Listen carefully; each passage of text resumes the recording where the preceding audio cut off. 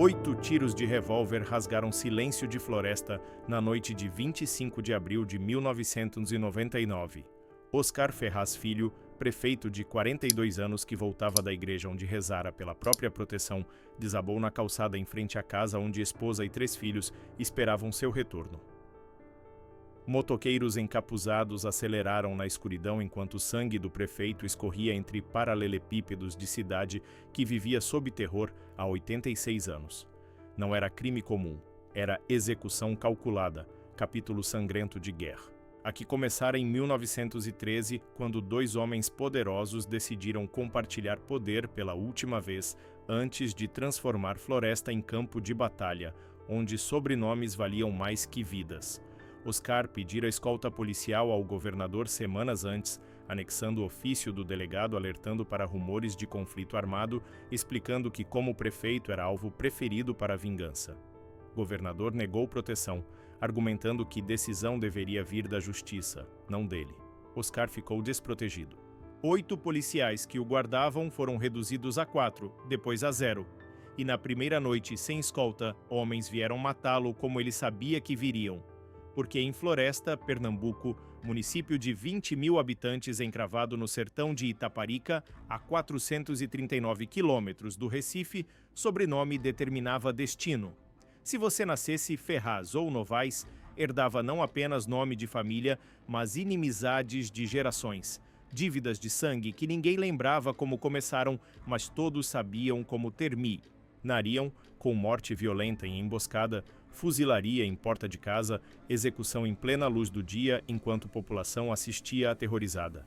Morte de Oscar selou o legado que mancharia a Floresta por mais de século, cidade onde famílias poderosas travavam guerra particular, usando eleições como trincheiras e balas como argumentos, onde justiça oficial era piada e vingança privada era lei, onde crianças cresciam sabendo que talvez tivessem que matar ou morrer simplesmente por carregarem sobre nome errado.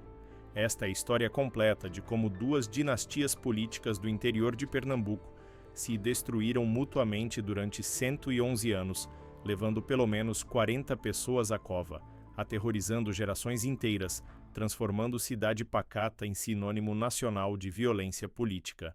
História de como o Brasil permite que feudos particulares operem dentro de democracia, de como o interior vive sob códigos medievais, enquanto Constituição repousa ignorada em gavetas de cartórios, de como o país inteiro fecha olhos para massacres lentos que acontecem em cidades pequenas demais para importarem até que prefeitos comecem a morrer e manchetes nacionais forcem alguma reação.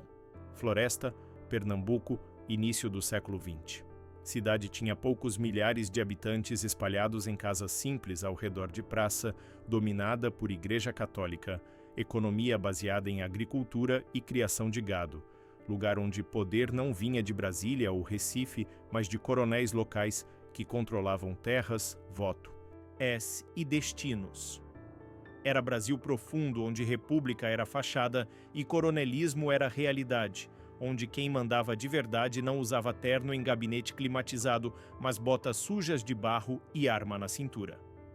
2 famílias dominavam tudo, Ferraz e Novaes. Ambas chegaram à região no século XIX, compraram terras, construíram fortunas, casaram filhos estrategicamente com outras famílias poderosas, acumularam influência política que se transformaria em controle absoluto. E, surpreendentemente, durante décadas conviveram em paz tensa, mas funcional. Dividiam poder, alternavam mandatos, resolviam disputas através de acordos fechados em conversas privadas regadas à cachaça. Em 1913, a aliança culminou em parceria oficial. Antônio Serafim de Souza Ferraz, conhecido como Antônio Boiadeiro, homem duro do sertão que fez fortuna comprando e vendendo gado, assumiu prefeitura de Floresta. Seu vice era Major João Novaes, militar respeitado cuja família controlava terras enormes e exército particular de capangas. Era casamento político perfeito, união que poderia ter trazido prosperidade para a Floresta. Poderia. Mas algo azedou. Registros históricos não especificam exatamente o que, porque em 1913 ninguém imaginava que aquele seria o último momento de paz. Talvez disputa por terras, talvez traição em negócio, talvez apenas acumulação lenta de ressentimentos pequenos que viraram ódio grande. Famílias do interior guardam ofensas como relíquias, passando-as de geração em geração, ou ampliando-as com cada recontagem até que insulto menor vira afronta mortal.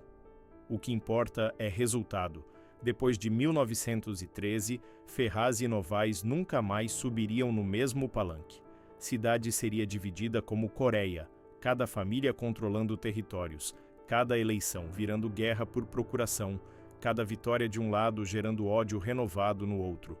Durante décadas, guerra permaneceu fria, disputas eleitorais ferozes, acordos comerciais desfeitos, casamentos entre famílias proibidos, mas violência contida. Até 1992. Ano de 1992 marcou transformação de rivalidade política em banho de sangue.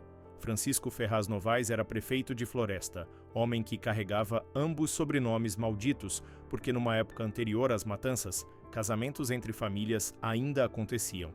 Francisco era visto como possível ponte, alguém que poderia finalmente pacificar Floresta.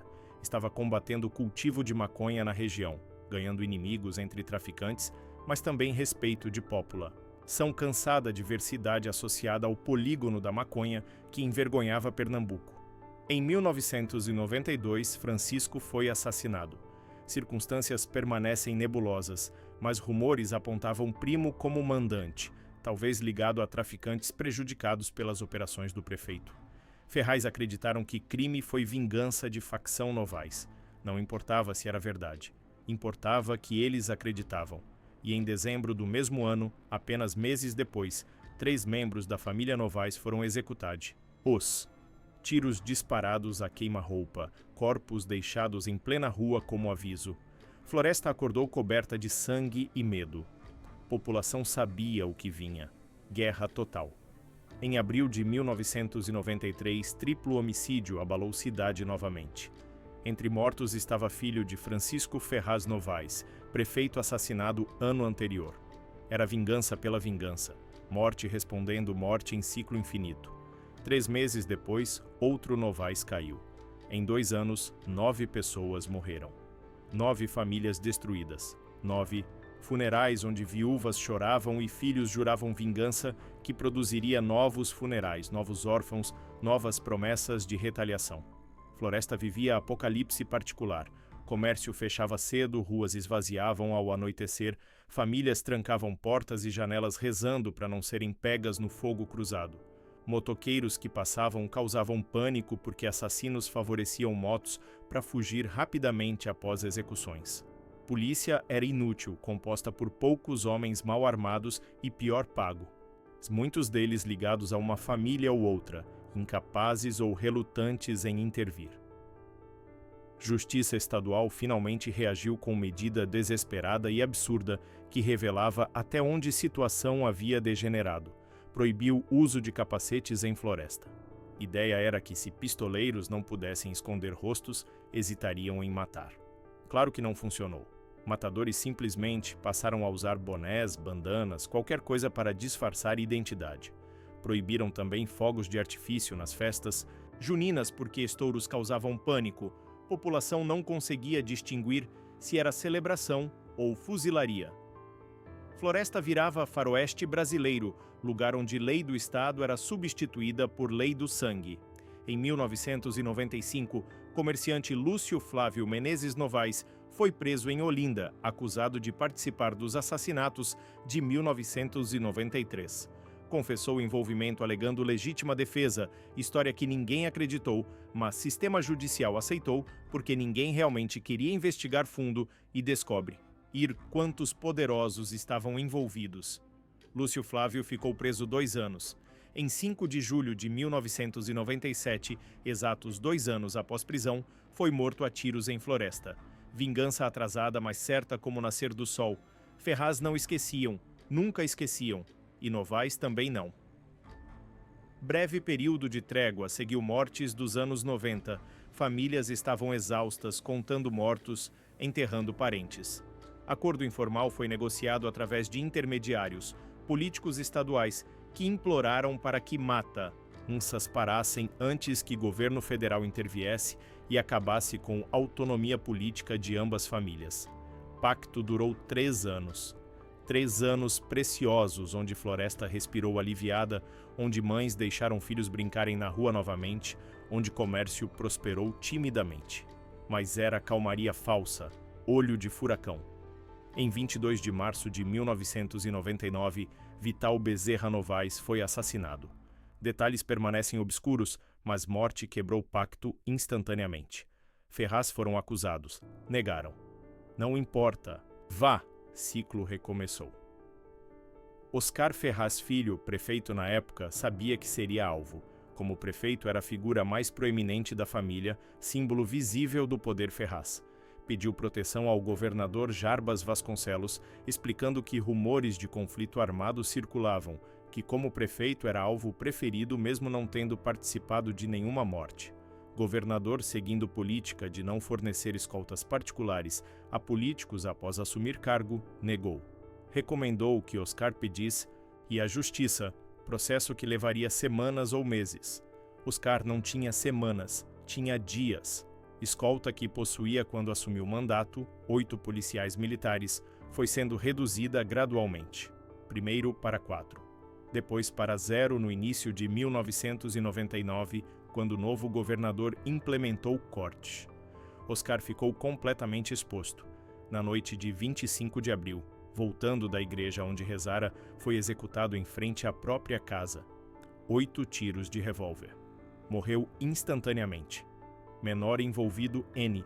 O crime, iniciais AGNL, foi pego dias depois, ferido em ombro, cotovelo e região lombar, quando tentou fugir da polícia.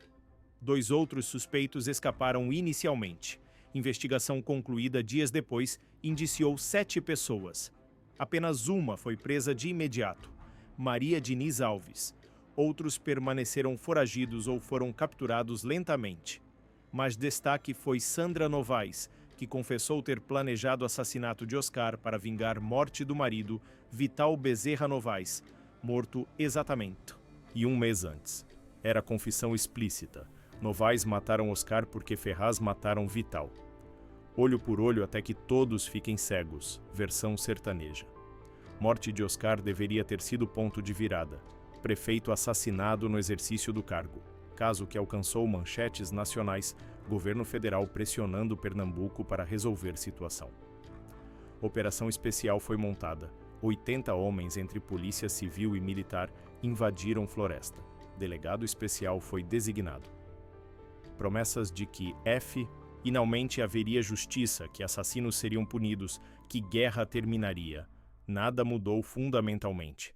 Em 26 de maio de 1999, menos de mês após morte de Oscar, Antônio Carlos Novaes e Danilo Novaes de Menezes, primos, almoçavam tranquilamente em restaurante em Carpina, 70 quilômetros de Recife, achando que distância os protegia. 5 homens entraram, abriram fogo a queima-roupa. Ambos morreram na hora. Delegado de Carpina, José Gervásio da Silva, atribuiu crime à guerra entre Ferraz e Novaes. Pacto de paz, que havia durado 3 anos, estava definitivamente morto, enterrado junto com crescente pilha de cadáveres. Em 2000, soldado da Polícia Militar Carlinhos Novaes, apontado como executor de Oscar Ferraz Filho, foi assassinado. Vingança pela vingança, morte pela morte, ciclo que parecia não ter fim.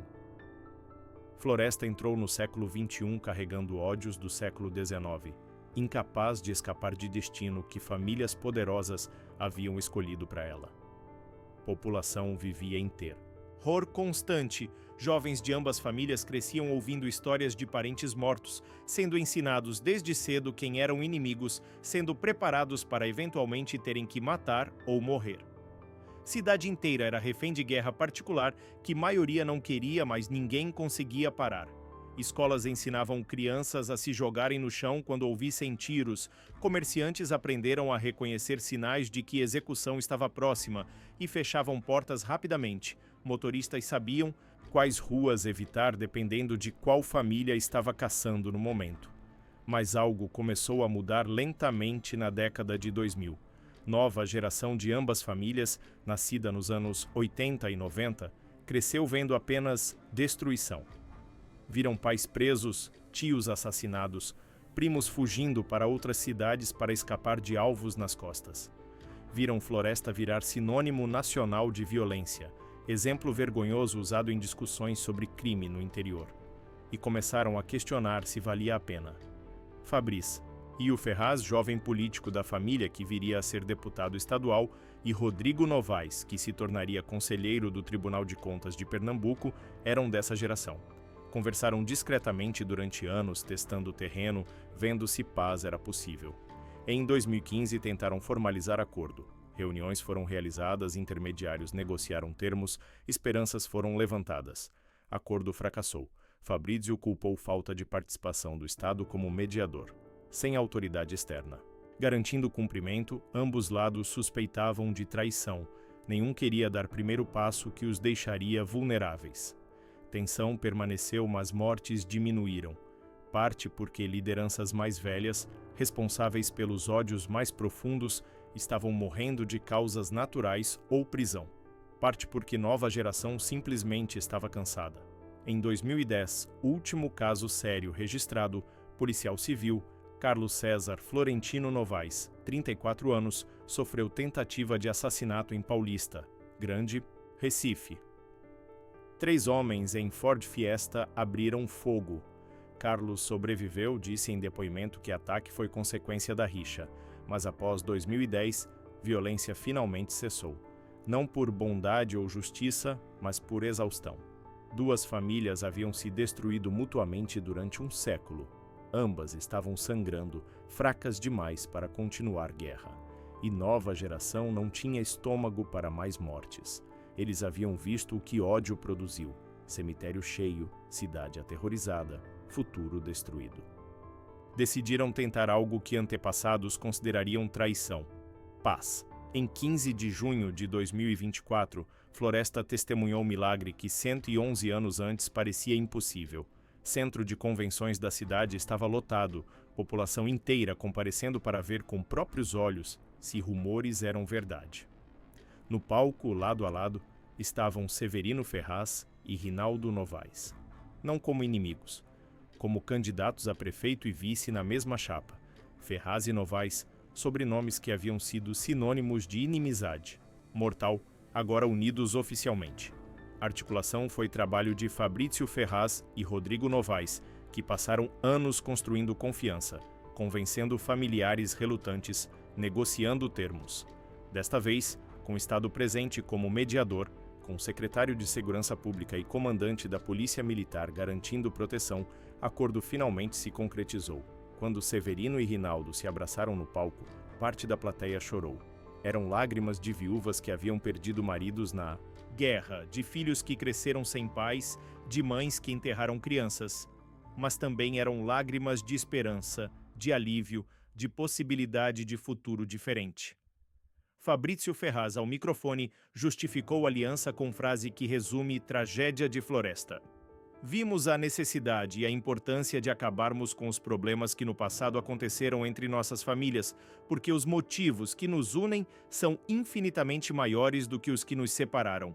O que os separou foi orgulho, ganância, ódio cultivado através de gerações. O que os uniu foi reconhecimento tardio de que todos perderam, que não havia vencedores em guerra que matou dezenas e destruiu cidade inteira. Slogan da campanha foi "Por amor à floresta", frase que antes pareceria piada cruel, mas agora carregava peso de século de sofrimento. Claro que nem todos aceitaram paz. Gustavo Novaes, candidato a prefeito que havia disputado eleições anteriores com apoio de facção da família, anunciou apoio a prefeito. Tarroró Maniçoba, rival de ambos, disse não acreditar na força da aliança, que era conveniência política, não reconciliação real. Tinha razão parcialmente. Era conveniência política, mas também era reconhecimento de que a alternativa era retorno à guerra, e ninguém queria isso. Dissidências existiriam sempre. Alguns nunca perdoariam, nunca esqueceriam, mas a maioria das duas famílias apoiou a aliança, cansados de enterrar parentes, de viver com medo, de ver floresta definida por violência. Legado da guerra entre Ferraz e Novaes é complexo como toda a tragédia brasileira. Para historiadores, é exemplo perfeito de coronelismo que nunca morreu, que simplesmente se adaptou à república, mantendo estruturas feudais sob verniz democrático. Interior do Brasil continua operando sob lógica do século XIX, onde poder vem de terra, sobrenome e violência privada, não de votos ou constituição. Para autoridades foi fracasso monumental. Estado permitiu que guerra durasse 111 anos, matando dezenas, aterrorizando milhares. Interveio apenas quando prefeitos começaram a morrer e manchetes nacionais constrangeram o governo. E mesmo assim, intervenção foi mínima, insuficiente, incapaz de realmente resolver causas estruturais que permitiram guerra existir. Para famílias das vítimas, especialmente das mortes dos anos 90 e 2000, é ferida que nunca cicatrizará completamente. Viúva de Oscar Ferraz. Filho criou 3 filhos sozinha, carregando dor de ter visto o marido assassinado sabendo que governador poderia ter evitado fornecendo escolta pedida. Filhos de Francisco Ferraz Novaes cresceram com o fantasma do pai morto em 1992 e irmão executado em 1993. Mães que perderam filhos em execuções sumárias nunca terão justiça real, porque a maioria dos assassinos nunca foi processada adequadamente, e os que foram receberam sentenças leves ou fugiram. Mas para a população geral de Floresta, Paz de 2024 representa esperança. Cidade pode finalmente tentar construir identidade baseada em algo além de violência. Crianças podem crescer sem aprender a odiar baseado em sobrenomes. Comércio pode prosperar sem medo de balas perdidas. Floresta pode ser apenas cidade normal do interior, com problemas normais, não campo de batalha de famílias poderosas. Comparações inevitáveis surgiram com Exu, também em Pernambuco, onde famílias Alencar e Sampaio travaram guerra por 30 anos, matando mais de 40 pessoas, até que Luiz Gonzaga, filho ilustre da cidade, interviu pessoalmente implorando pela paz.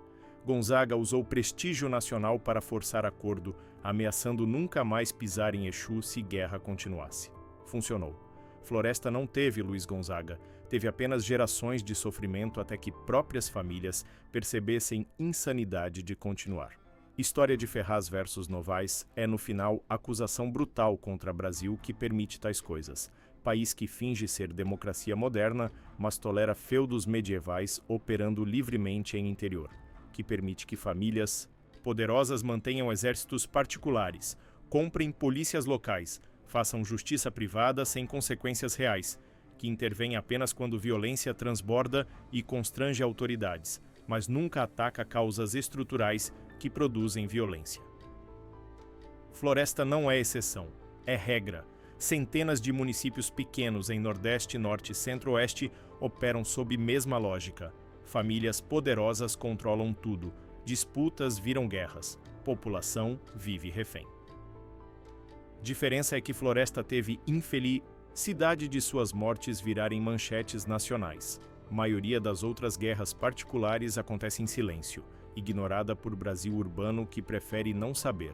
E enquanto o Brasil continuar permitindo que coronelismo sobreviva disfarçado de política democrática, enquanto o Estado continuar ausente ou cúmplice em interior, enquanto justiça continuar lenta, corrupta e ineficaz em cidades pequenas, haverá mais florestas, mais famílias se destruindo mutuamente, mais gerações crescendo sob terror, mais prefeitos sendo assassinados, mais mães enterrando filhos. Guerra em Floresta durou 111 anos. Terminou não porque justiça prevaleceu, não porque Estado interveio efetivamente, mas porque famílias simplesmente se cansaram de matar. Essa não é vitória, é admissão de derrota coletiva. Derrota do Estado que deveria proteger cidadãos. Derrota das instituições que deveriam garantir justiça. Derrota da sociedade que permitiu o horror continuar por século inteiro. Hoje, Floresta tente a reconstruir. A aliança entre Ferraz e Novaes é frágil, sustentada mais por exaustão que por confiança genuína. Mas é começo. Depois de 111 anos de ódio, qualquer começo é milagre. Crianças nascendo agora em Floresta serão primeiras em 5 gerações a crescer sem ouvir tiros, sem temer sobrenomes, sem esperar que violência as encontre eventualmente. Elas herdarão cidade quebrada, traumatizada, mas viva. E talvez, apenas talvez, possam construir futuro onde floresta seja lembrada por algo além de sangue. Mas essa história nunca deveria ter acontecido.